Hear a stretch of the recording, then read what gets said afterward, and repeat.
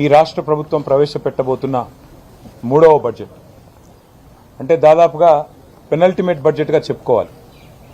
ఎందుకు అంటే last year పెట్టే బడ్జెట్ ఇట్లాగూ కేవలం కొన్ని నెలల కోసమే పెట్టే బడ్జెట్ కాబట్టి మరి రాబోయే సంవత్సరం అంటే 27లో పెట్టేది వారి చివరి బడ్జెట్ అవుతుంది.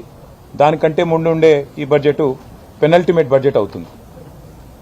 రాష్ట్ర ప్రభుత్వం యొక్క ప్రాధాన్యాలు, రాష్ట్ర ప్రభుత్వం ఇచ్చిన హామీల విషయంలో వారి చిత్తశుద్ధి ఈసారి ఈ బడ్జెట్ ద్వారా స్పష్టంగా బయటపడబోతుందనేది మా పార్టీ యొక్క ఆలోచన.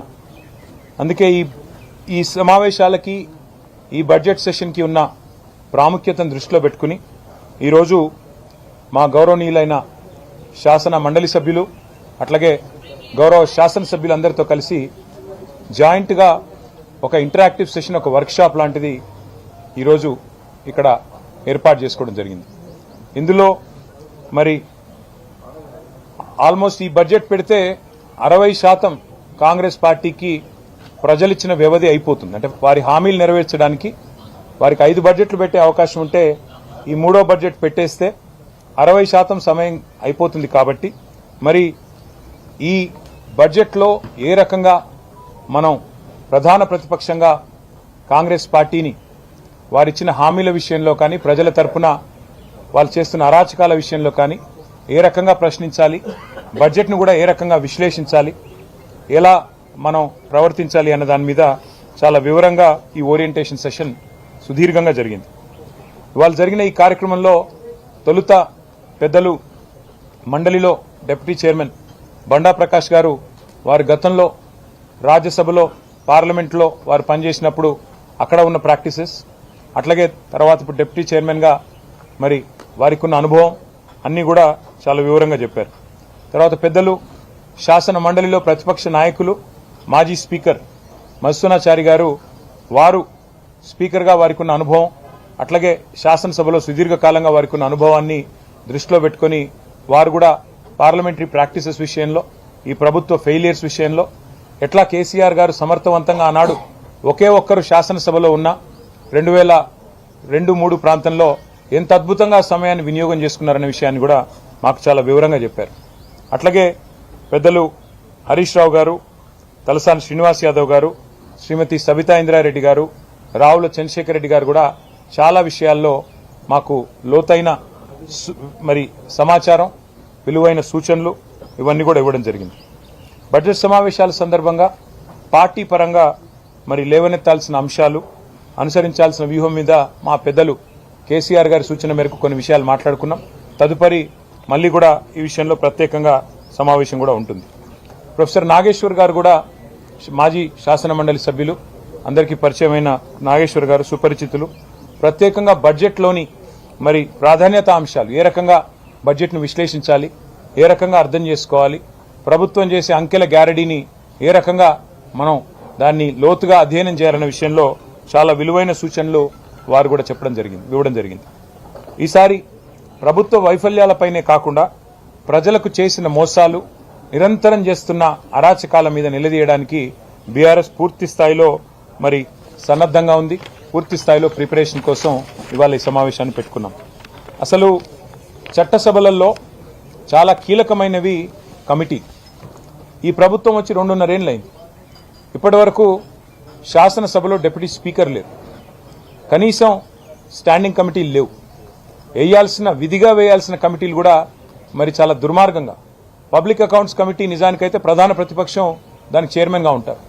మా పార్టీ తరఫున పెద్దలు కేసీఆర్ గారు హరీష్ రావు గారి పేరును ప్రతిపాదిస్తే పీఏసీ చైర్మన్గా, ఆ రోజు స్పీకర్ గారు ముఖ్యమంత్రి గారి కనుసన్నల్లో మా పార్టీ నుంచి డిఫెక్ట్ అయిన, మా పార్టీ నుంచి పార్టీ మారిన, కాంగ్రెస్లో చేరిన శేర్లింగంపల్లి ఎమ్మెల్యే గారికి అవకాశం ఇచ్చి ఇవాళ ప్రజాస్వామిక విలువలను కూడా తుంగలో దొప్పారు, రాజ్యాంగ స్ఫూర్తిని కూడా మంటగలిపారు. ఒక్కటంటే ఒక్క సెలెక్ట్ కమిటీ లేదు, స్టాండింగ్ కమిటీ లేదు. అసెంబ్లీ నడపాలన్న ఇష్టం కూడా వాళ్ళకి లేదు నిజానికి.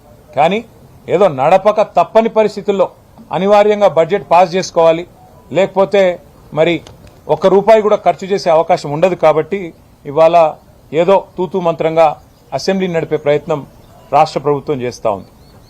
కాంగ్రెస్ ప్రభుత్వం ఇవాళ బయట పేదవాళ్ల ఇళ్ల మీద బుల్డోజర్ ప్రయోగిస్తున్న విషయం మీ అందరికీ తెలుసు.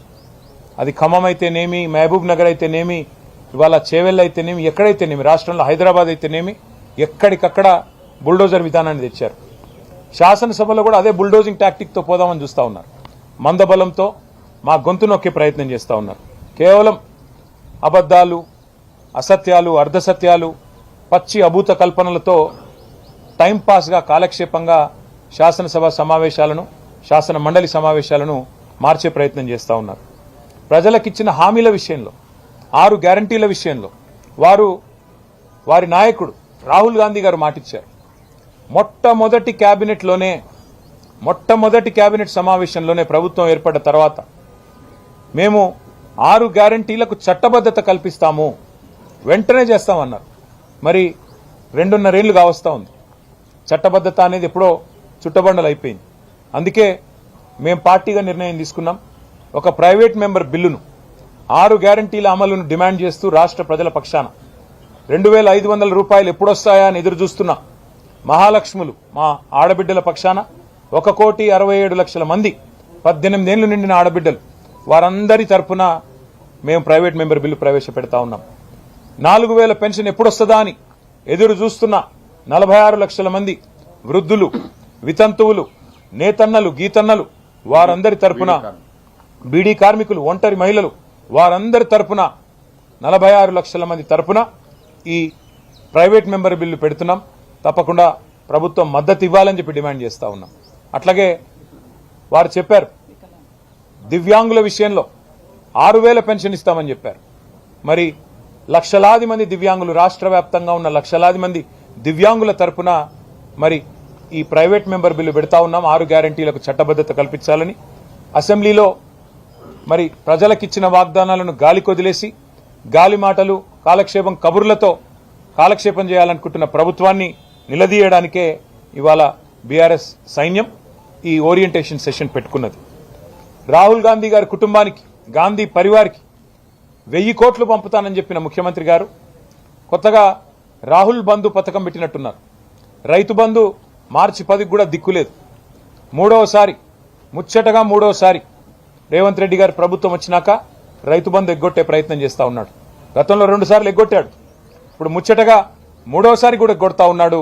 అందుకే రాష్ట్రంలోని 70 లక్షల మంది రైతుల తరపున 6 గ్యారంటీలకు చట్టబద్ధత కల్పిస్తే 15,000 వేస్తానన్న మాట నిజమైతది. కాబట్టే ఈ ప్రైవేట్ మెంబర్ బిల్లు ప్రవేశపెట్టబోతా ఉన్నాం.